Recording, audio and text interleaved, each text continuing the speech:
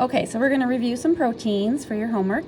In Model 1, it's showing you how a protein is being made by the formation of a peptide bond. So you have amino acid 1 and you have amino acid 2, and we're going to remove water through dehydration synthesis. So the OH here and the H right there is what is going to form the water to form that peptide bond, which is right there. So it says circle to the amine group. The amine group is the NH2. And draw a triangle around the carboxyl group, which would be the C double bonded to O, OH. How are amino acid 1 and amino acid 2 similar to one another? Well, they all have an amino group. Both of them have a carboxyl group. Both of them have a hydrogen. Okay, you can see all those three parts there. And then they all have a central carbon. Okay. How are amino acid 1 and amino acid 2 different? It's the R group. Because if you look up here, amino acid 1 has a CH2OH for their R group, and amino acid 2 has a CH3 for its R group. What is the R group for amino acid 1? So that would be CH2OH. And what is the R group for amino acid 2? Would be CH3. Put a box around the atoms of the amino acid that become the water. So I did that earlier. We're going to have the OH from the carboxyl group and an H from the amino acid 2 that forms the water to form that bond. Circle the peptide bond in Model 1. So the peptide bond, I put an arrow there already, is between that carbon of the carboxyl group and the leftover amine group. So that is your peptide bond right there. Between which two atoms in the dipeptide is the peptide bond located? It would be between the carboxyl group and the amino group. Oh, I just answered number 10. Carboxyl group and amino group are the names of the functional groups between which two atoms would be the carbon and the nitrogen. All right, for Model 2, they're showing you primary structure and a secondary structure.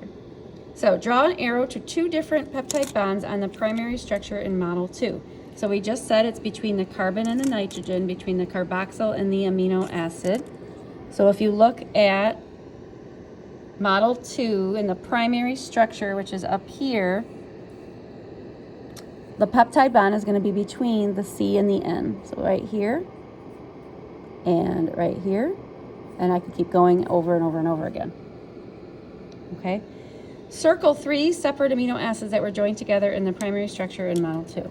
So, amino acid 1 would be right here. And then we have another one right here. And then we just keep going here, etc., etc. Okay? What type of bonds are holding the secondary structure in place? Well, we're always going to have peptide bonds, because that's what holds all the bonds together, which are covalent bonds. But for secondary structure, you also have this dotted line, which is a hydrogen bond. So there's two answers for number 13. What groups on the amino acids are always involved in these bonds? What groups for these types of bonds? You're referring to the hydrogen bond. The groups would be the carboxyl group, because that's where this O is. If you look at this O, that's part of a carboxyl group. And then this is the amino group. So that's where the hydrogen bond is occurring from. Okay. On the back, draw a rectangle around two different R groups if the amino acid in Model 2 of the secondary structure. Two different R groups. So for Model 2 secondary structure, all these things popping up at the top are R groups. So this one, and then you have another R group here. I could have done this one and this one. It doesn't matter which ones you put a box around. All right. What interactions, if any, is happening between the R groups and the secondary structure? So in secondary structure, there are no interactions. The only interaction that's happening is this hydrogen bond, and that does not have anything to do with the R groups in this case. It has to do with the carboxyl and the amino group.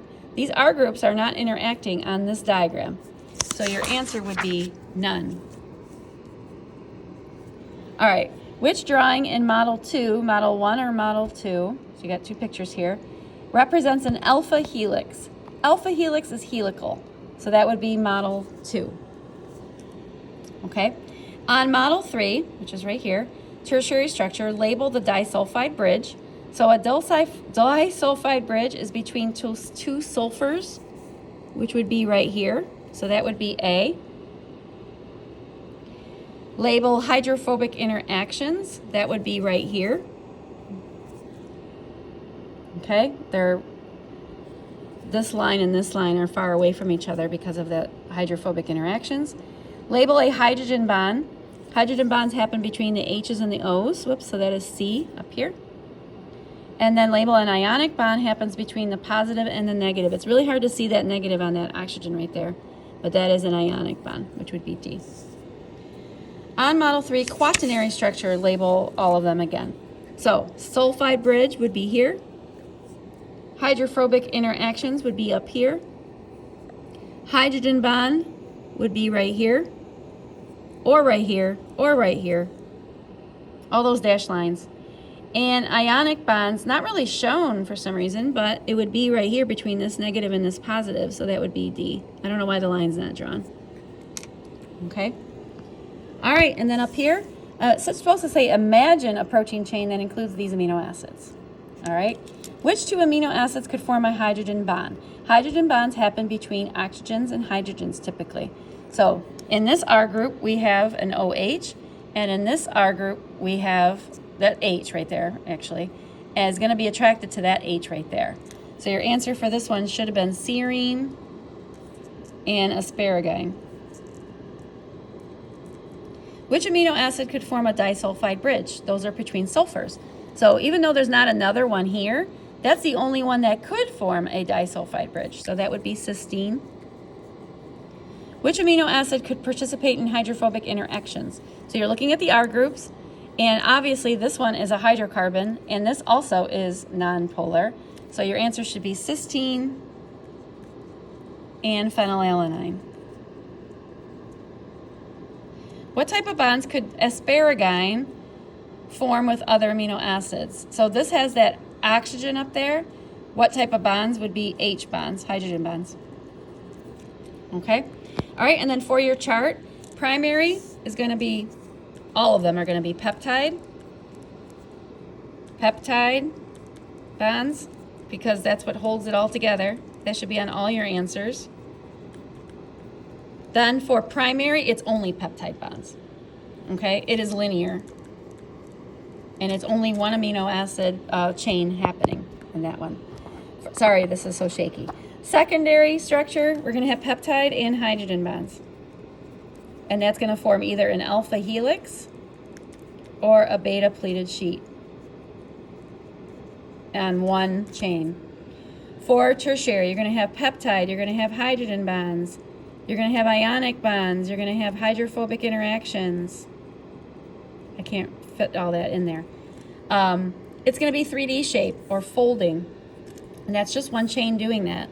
And then for quaternary, it's all of these again, okay, all those repeated again.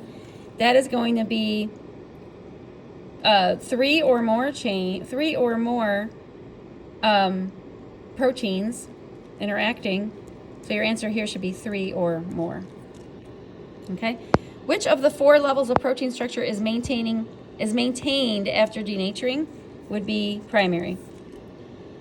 Enzymes are proteins. What would happen to the structure and function of an enzyme that was exposed to heat or a drastic change in pH? It's going to change its shape and lose its structure. And that finishes up the review.